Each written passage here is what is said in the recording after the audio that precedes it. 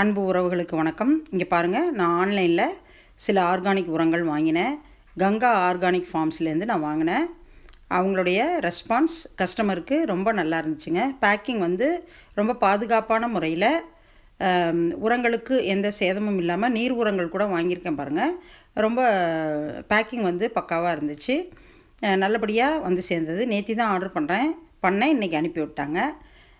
ஒரு சில கம்ப்ளைண்ட் சொல்லியிருந்தேன். அந்த கொரியருடைய நேம் நான் சொல்ல விரும்பலை.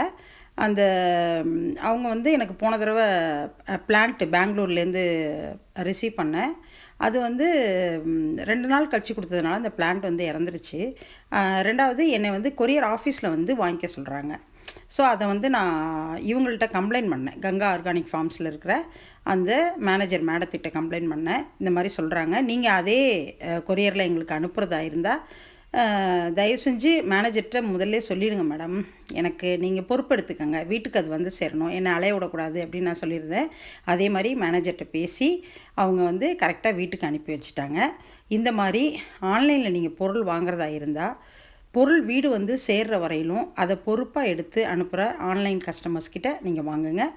Thanks to Harihara Karthikeyan sir, Ganga organic farms. நல்லபடியாக நீங்கள் அனுப்பின உரங்கள் எனக்கு வந்து சேர்ந்துருச்சு. ரொம்ப சந்தோஷங்க. பாருங்கள், மண்புழு வந்து ரொம்ப பொலன்னு நல்ல விதத்தில் இருக்குது.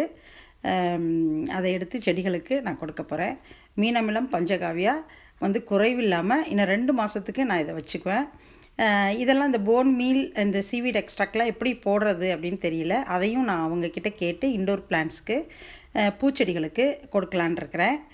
நீங்களும் கங்கா ஆர்கானிக் ஃபார்ம்ஸில் பொருட்களை வாங்கி பயன்பெறுங்க. இந்த வீடியோ பிடிச்சிருந்தால் லைக் பண்ணுங்கள், சப்ஸ்கிரைப் பண்ணுங்கள்.